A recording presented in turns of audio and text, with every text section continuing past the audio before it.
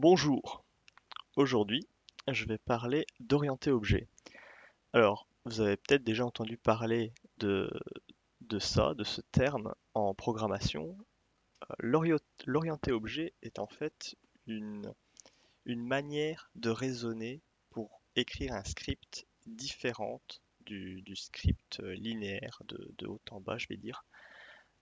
Euh, c'est assez courant, c'est assez utilisé et c'est même très utilisé dans les langages comme le C Sharp ou le Java. Euh, pour, par exemple, imaginons dans les jeux vidéo, Unity, tout ça, euh, c'est, c'est pour ainsi dire indispensable. Donc, on va aborder donc cette thématique, l'orienté objet en programmation, au sein d'un exercice, une bataille de pierre, feuille, ciseaux. Donc pour ça, on va tout d'abord expliquer brièvement ce qu'on entend par objet. Donc jusqu'ici, on avait des variables. Les variables donc avec un nom et une valeur. Cette valeur pouvait contenir du texte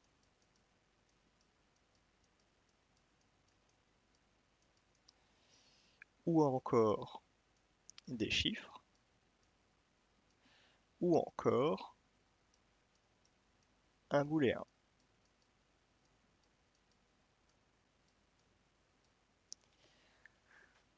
Mais on peut stocker également ce qu'on appelle un objet.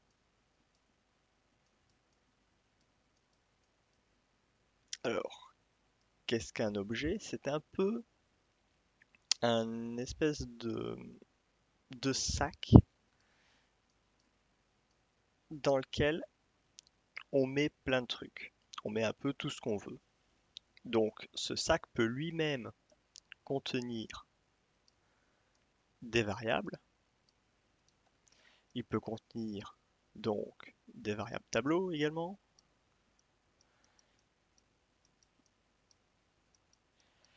Il peut contenir même des fonctions.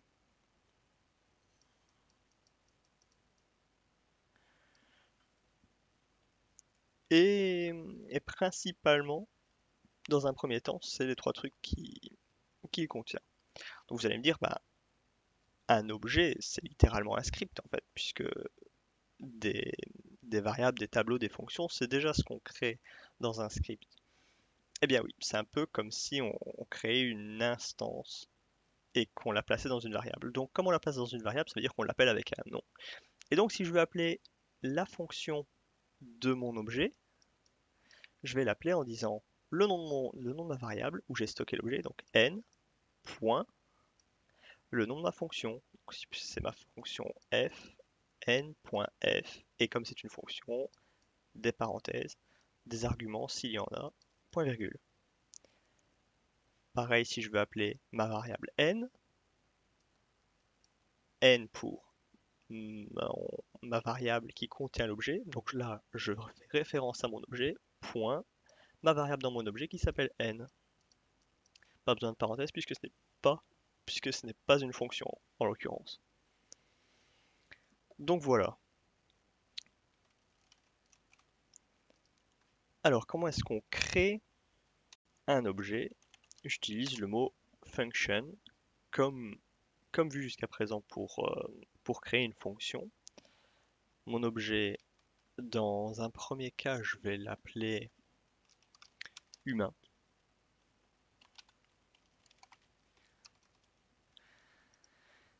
Et voilà, théoriquement, j'ai déjà, vous allez me dire, c'est exactement comme une fonction. Oui, euh, en effet, ça ressemble en tout point à une fonction. Donc mon humain, il faudrait qu'il ait un nom, ça serait déjà pas mal. Donc 10, 10 pour dire l'endroit où je suis, sachant que je suis dans humain, ça référence donc l'humain où je suis actuellement. Pas l'humain général, pas tous les humains, juste l'humain que je viens de créer. C'est un petit peu complexe à comprendre. Donc, je, je crée mon objet humain de manière générale. Cet objet humain, si j'écris dedans 10, 10 désigne l'humain, enfin au moment où je lis 10, ça pointe vers l'humain où c'est appelé. C'est-à-dire que si je crée deux copies d'humain, donc des instances, si je crée deux instances de humain sur base du modèle que j'ai créé, actuellement je suis en train de créer un modèle humain, mais il n'y en a pas encore de créer, c'est juste un plan, en fait c'est un moule. Mon plan humain que je crée, si j'écris dedans 10, eh bien le traitement fait à 10 ne va pas être pour tous les humains, mais pour les humains au moment auquel le 10 va être lu. C'est-à-dire que s'il y en a un où on lit le 10 et un où on ne le lit pas,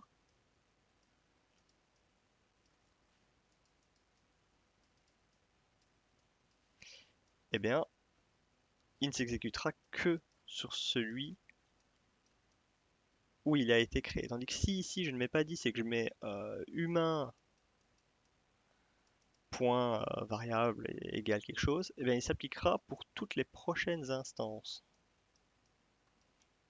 par défaut, puisqu'il affecte le modèle. Ça devient un peu un fouillis. Ce sera peut-être plus clair une fois qu'on commencera à avoir des trucs dedans et à les faire fonctionner. Donc 10, non, est égal à Bob. Donc, j'ai mon objet humain qui contient le nom Bob au moment où il est créé. Donc, ceci étant fait, en dehors de mon objet et de toute fonction, donc pour l'exécuter au lancement, je fais un alerte, je crée une variable h qui contient new humain, donc un nouvel humain, un humain que je viens de créer, donc je prends mon moule et je crée sur base de mon moule un vrai humain, je le stocke dans une variable, et maintenant je lui demande de m'afficher h.nom. On va voir si ça marche. Bob, voilà. Donc déjà il m'a pas dit undefined, ce qui est déjà une petite victoire. Et on voit bien que je lui dis d'abord crée-moi euh, un objet, un moule humain. Mon moule humain, il me dit bah mon plan d'un être humain, il me dit bah, quand tu crées un humain, tu lui crées un nom et ce nom, tu lui donnes par défaut Bob. Et, euh, et voilà. Et donc là, quand je lui dis new humain, je lui dis bah crée-moi un humain sur base de mon moule que je t'ai déjà donné auparavant. Ça marche également si je le mets avant, bien sûr, puisqu'il exécute. Quoique, ça fait longtemps que j'ai pu le tester. Est-ce qu'il fonctionne quand même? Oui, voilà. Donc il va d'abord faire un premier tri, il va d'abord regarder si s'il a tout ce qu'il lui faut avant de poursuivre. Donc crée-moi mon humain. Mon humain par défaut, j'ai vu dans mon plan, il s'appelle Bob. Donne-moi le nom de mon humain que je viens de créer. Et bien par défaut c'est Bob. Jusque-là, rien de bien sorcier. Maintenant, si je fais h.nom égale Thomas, en sachant qu'après je lui demande d'afficher nom, il me sort Thomas. C'est logique puisque donc là on peut voir que c'est pas parce que je crée quelque chose ici que je ne peux pas l'affecter après instantiation. Donc une fois que je créer mon humain, je peux revenir sur les modifications des variables et de tout ce qu'il contient. Donc vraiment, c'est un sac, et mon sac, rien n'empêche de le remodifier par la suite. Maintenant, mon humain, j'aimerais bien ne pas lui donner juste un nom, j'aimerais lui donner Victory Count. Et par défaut, il a aucune victoire. Donc quand je viens de le créer, mon humain n'a pas encore de victoire puisqu'il vient d'être créé. C'est un peu logique. Il vient de naître, donc il n'a pas encore accompli de victoire. Alors pourquoi un compteur de victoire? Parce que rien ne m'empêche de l'incrémenter, ce compteur. Oups. Rien ne m'empêche donc de lui dire à tout moment, eh ben, incrémente-le. Et en effet, il a 0 victoire. Je crée mon humain par défaut, quand il vient d'être créé, il n'a pas de victoire. Je lui dis, tu viens d'accomplir une victoire, combien t'as de victoire? T'en as plus 0, t'en as une. Mais c'est un peu brouillon de le faire ici, donc ce qu'on peut faire, c'est 10.victory increment égale function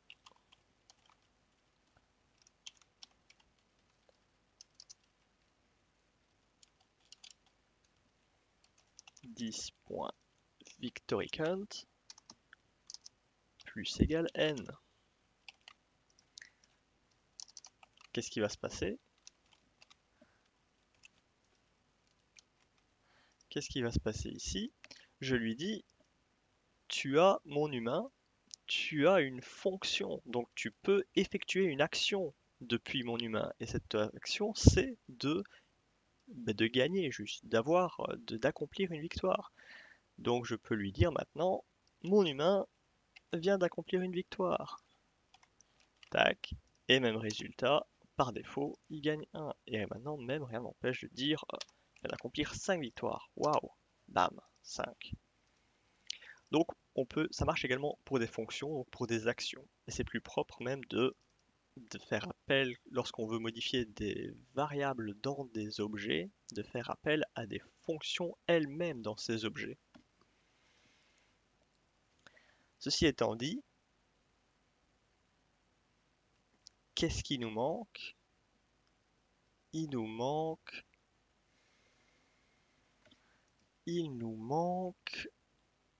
d'autres actions.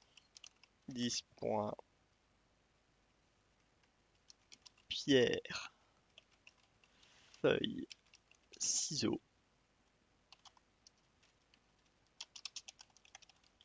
Donc mon humain, je veux qu'il ait la possibilité de jouer, de, de faire l'action de jouer à pierre, feuille, ciseaux. Et je veux que, que cette action prenne en compte un autre humain en fait. Donc humain adverse. Je fais pas très attention aux fautes d'orthographe. Donc mon humain adverse va donc affronter l'humain dans lequel je suis, donc le 10, donc l'humain actuel. Et donc je dois savoir qui a gagné. Donc là, pierre, feuille, ciseaux normal.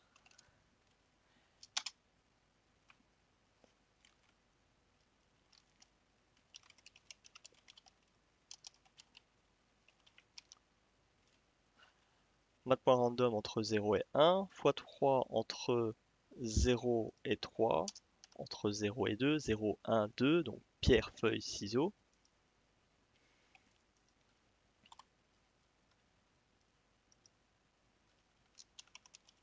Et math.round pour avoir un arrondi.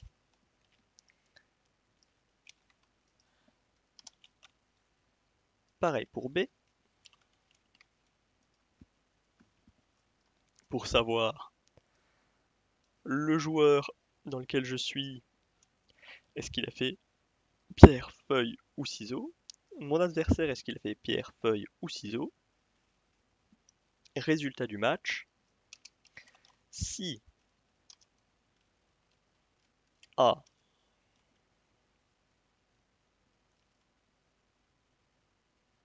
comment je pourrais faire une comparaison? C'est-à-dire qu'actuellement, j'ai 0, 1, 2 contre 0, 1, 2. Et je dois faire en sorte que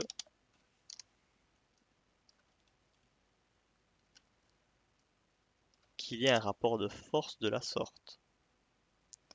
Donc ce que je pourrais faire, c'est lui demander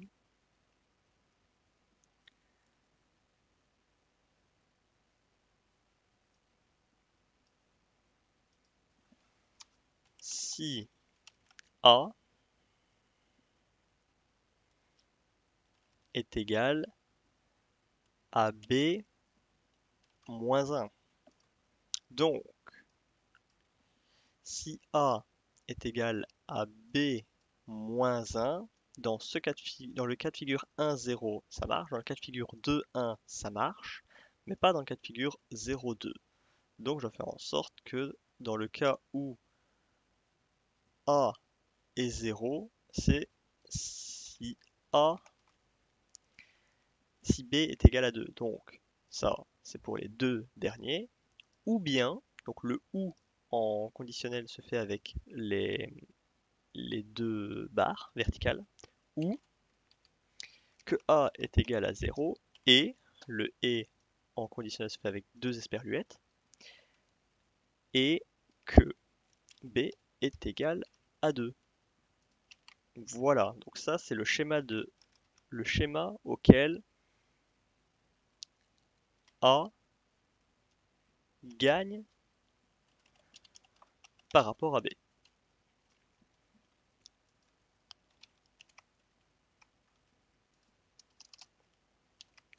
Dans le cas où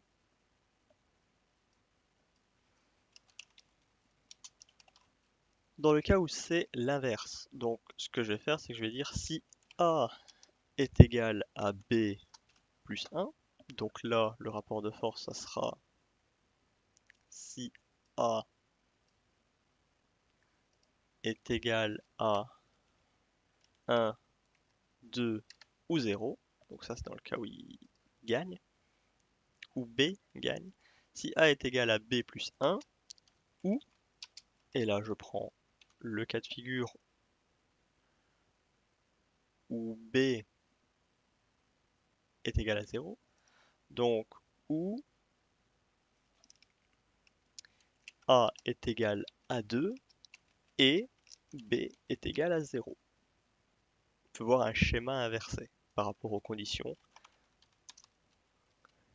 Et dans le cas final, eh ben, c'est juste ex aequo. C'est-à-dire qu'ils sont le même chiffre en fait. Et dans le cas où c'est ex aequo, qu'est-ce qu'on va faire? Eh bien, on va rappeler return 10. Ma fonction, donc encore une fois un principe de fonction récursive, j'appelle ma fonction dans ma fonction en lui passant en paramètre mon adversaire qui n'a pas bougé. Donc je rejoue le match si on préfère. Dans le cas où A gagne, eh bien tout d'abord, bravo, t'as une victoire. Et surtout, eh bien, ce serait bien d'avoir un compteur de défaites, tiens.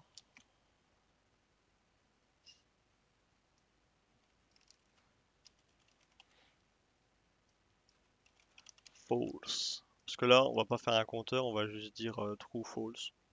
Donc, euh, donc, par défaut, t'as pas de défaite, et dès que t'as une défaite, eh ben, t'as eu des défaites en fait.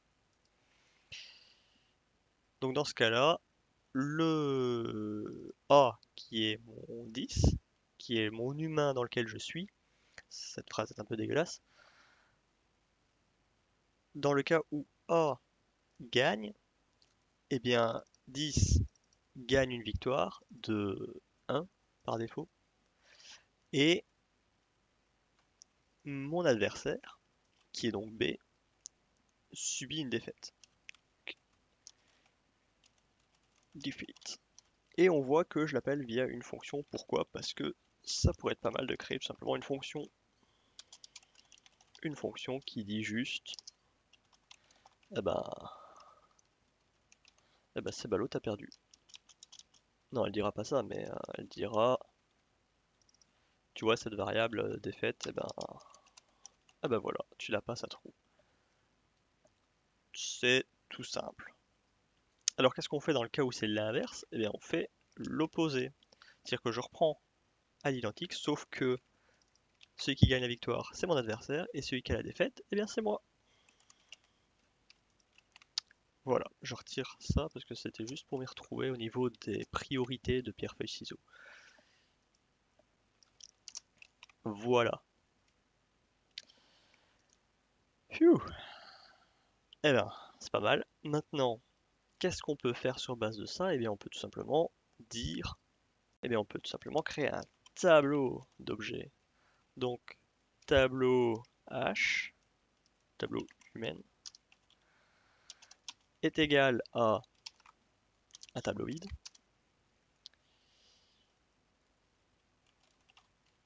Une boucle i est égal à 0, i est inférieur à, on pourrait créer, je dirais, 10 humains. Donc là, je fais une boucle, je crée un tableau d'humains qui est vide, je fais une boucle 10 fois dans laquelle je rajoute, j'ajoute 10 fois, et bien tout simplement new humain, donc un nouvel humain. Alors, je peux également passer un paramètre, donc je pourrais dire ici, tiens, reçois un nom, et par défaut ce nom, ça serait Bob, et quand tu reçois un nom, tu l'attribues à nom. Ça veut dire quoi? Ça veut dire que quand je fais un new humain, je peux lui passer tout simplement une valeur. Et ici, on va dire i. Donc c'est un peu leur donner des chiffres, mais en gros, bon, mon premier humain s'appellera 0. Mon deuxième humain s'appellera 1 et le dernier s'appellera 9. On a déjà vu mieux comme nom. Mais bon, c'est à titre d'exemple. Puis j'ai pas vraiment envie de créer un générateur de noms juste pour ce petit exercice. Alors c'est parfait, j'ai ça. Maintenant ce que je pourrais faire, juste, je vais peut-être quand même le faire commencer. Enfin juste, voilà. Histoire que le premier s'appelle 1 et pas 0, parce que c'est quand même nul quoi de s'appeler 0. Désolé Code Geass, mais... Euh, maintenant, donc c'est très bien, j'ai mon tableau avec mes 10 humains, mais mes 10 humains, ils font rien. Ils font rien de leur vie, et c'est là que j'aimerais bien qu'il se passe quelque chose. Donc je sors de ma boucle, parce que, une chose à la fois, d'abord je les crée, et puis après je fais des trucs avec. C'est très glauque de manipuler des humains. J'aurais dû l'appeler autrement, mais bon. Euh, Donc j'ai mes 10 humains. Et qu'est-ce que j'aimerais bien faire avec mes 10 humains? J'aimerais bien qu'ils fassent des shifumi entre eux. Donc comment est-ce que je pourrais faire ça? Je pourrais leur dire tout simplement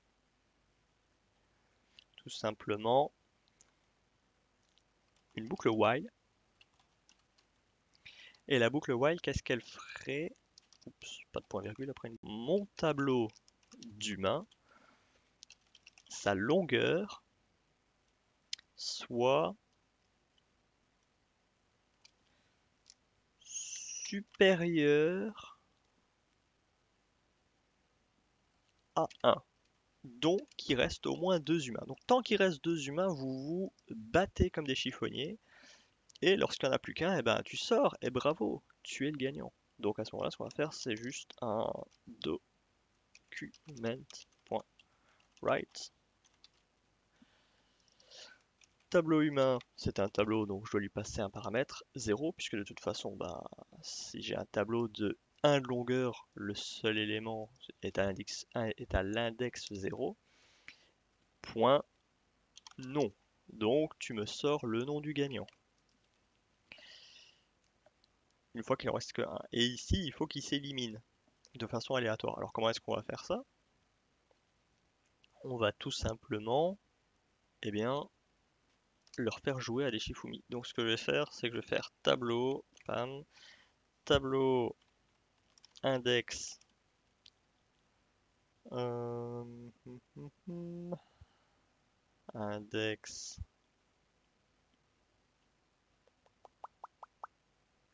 ce qui serait pas mal, c'est que je crée ici une variable i, donc comme un compteur, que j'initialise à 0. Voilà. Et, et que je fasse ici, c'est compliqué, hein, c'est vraiment compliqué, que je fasse ici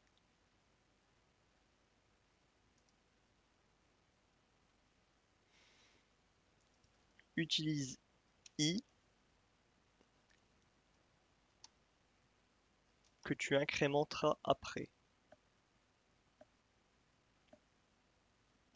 Ouais, donc tu utilises à 0, et après, donc à la ligne d'après, tu l'incrémenteras.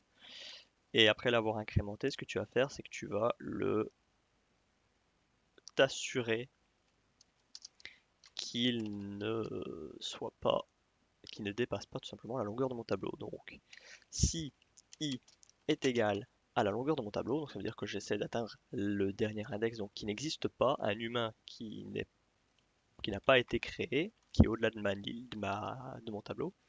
Dans ce cas, eh bien, i égale 0. Donc tu repasses à 0 tout simplement. Voilà. Et, et, et, et...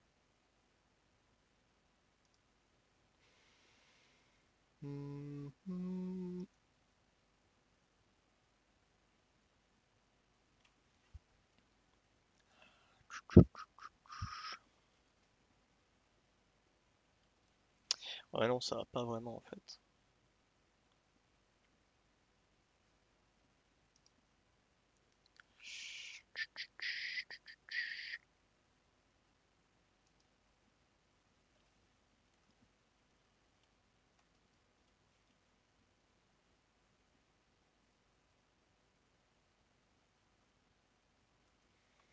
Je vais tenter le coup. Donc, je stocke en humain 1, donc dans une variable que je crée temporairement, je stocke ce premier humain de ma liste. Et dans humain 2, je stocke pareil, à savoir le suivant juste. Tac, tac. Et je répète le if pour éviter à tout moment que ça déborde de mon tableau. Maintenant que j'ai mes deux humains, eh bien, humain 1, point humain 1, je rappelle, il peut faire des pierre-feuille-ciseaux. Donc humain 1 joue à pierre-feuille-ciseaux avec humain 2.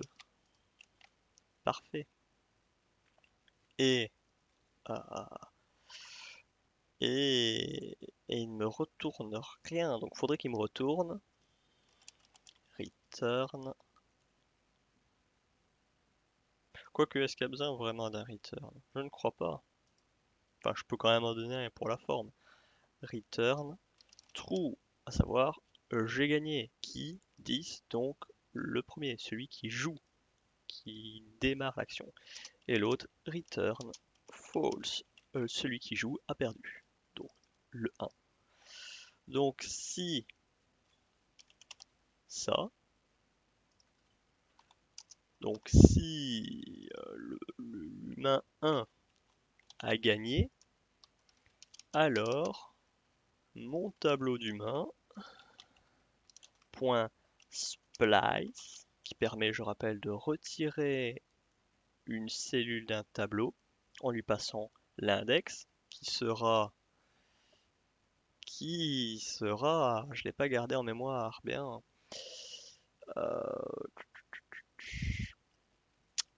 Faudrait que je le garde en mémoire, vraiment. Donc ça serait pas mal de ici faire un backup en J. Donc J égale I, juste je garde en mémoire en J, même en J1.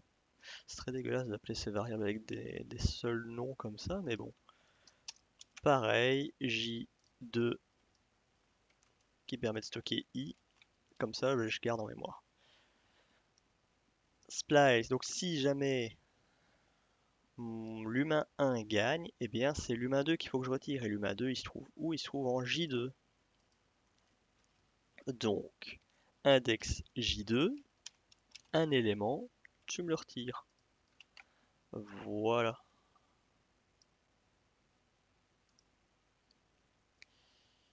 Dans le cas contraire, eh bien, tout simplement l'inverse. L'inverse qui se traduit par mon tableau d'humain, splice J1. Donc tu me retires l'humain 1, qui est celui-là, de mon tableau.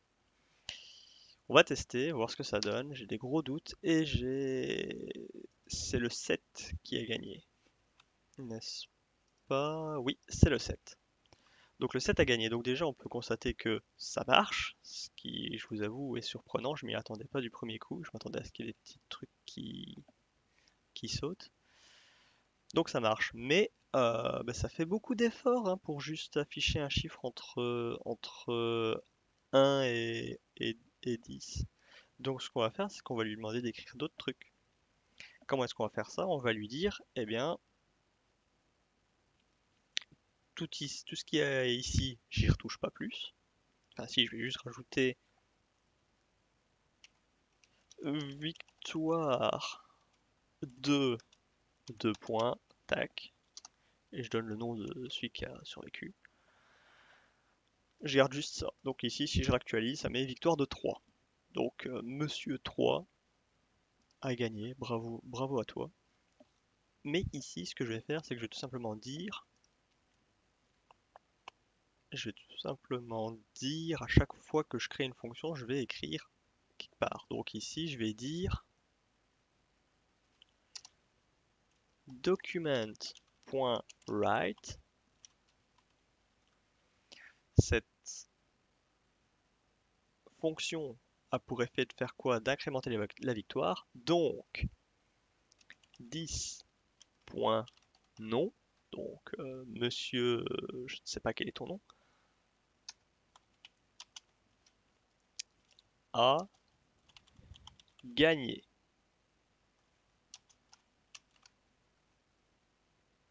Non, parce qu'on va croire qu'il a gagné tout, donc a gagné une partie. C'est bien ça. Voilà. Dans des faits, je vais dire Monsieur, mon nom, a perdu. Bouh. Je pourrais mettre bouh, mais non, c'est ridicule. Euh, Lorsqu'il fait un pierre-feuille-ciseau, je vais lui dire, eh bien, ça dépend. Ça dépend de si, non, ça dépend de rien du tout en fait. Je vais juste mettre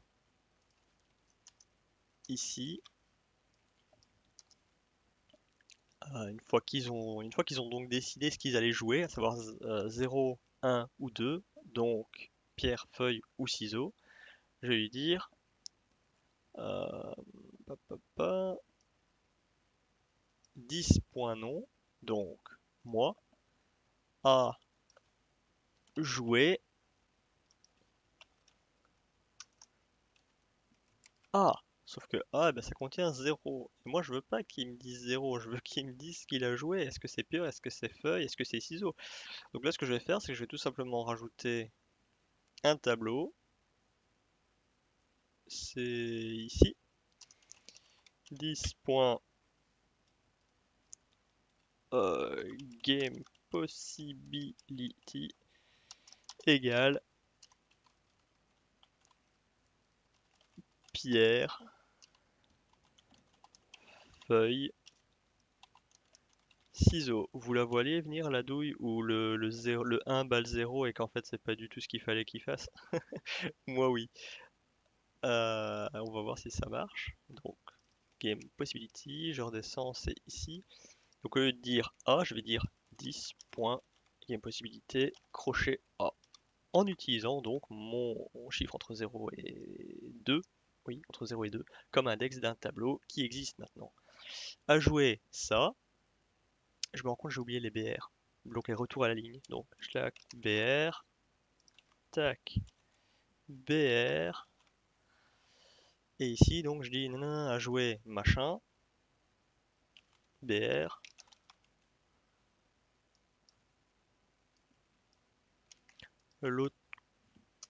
l'adversaire, qu'est-ce qu'il a fait? 10.nom, bah non, c'est plus 10, c'est mon adversaire. Mon adversaire.nom a joué. Oui, tu peux prendre 10, de toute façon, ça change pas. Sauf si je m'amuse à faire en sorte qu'il y en ait un qui chope puis, mais bon, ça bidouillerait toutes les statistiques. Grande statistique, un random entre 0 et 2. Bref. 10.possibility, game possibility B, oui. Donc le joueur Bob a joué Pierre, le joueur machin a joué Feuille. Et ça serait bien que ça nous dise bah, qui a gagné, tout bêtement. Donc, dans le cas où c'est ça, je vais juste dire. Bah, je vais rien dire du tout en fait, parce que c'est dit plus haut. C'est dit ici. Et ici, je dis machin a gagné une partie, machin a perdu, machin. Donc ici, il faudrait que je dise euh, le nombre de victoires qu'il a fait. Ce serait pas mal. Entre parenthèses, tac tac, victoire. Et je mets 10 points victoire compte pour afficher le total. Donc Bob a gagné la partie, entre parenthèses, 18 victoires. Waouh, c'est ça l'idée en gros. On remarque que la défaite est toujours en dernier, donc juste après il y a une élimination, donc c'est celui-là qui va être appelé en dernier, donc je peux me permettre de faire un double retour à la ligne pour ainsi indiquer la fin d'une partie vraiment. Si je lance maintenant, paf, j'ai plein de lignes. Alors, qu'est-ce qu'ils me disent? Qu'est-ce que tout ça me dit? Alors, Monsieur 1 a joué pierre, Monsieur 2 a joué feuille, 1 a gagné. Est-ce que la pierre bat la feuille? Je ne crois pas. Donc, ça veut dire qu'il faut que j'inverse tout ça. Je reviens ici. Alors, comment je vais faire ça? Je vais tout simplement inverser les conditions. Je vais pas me fouler. Je retire ça. Je le rajoute ici. Je retire ça. Je le rajoute ici. Tac, ni vu ni connu, j'ai inversé mes deux fonctions. J'actualise. Monsieur 1 a joué ciseaux, Monsieur 2 a joué feuille. 1 a gagné une partie. Donc, les ciseaux ont battu la feuille. Bien.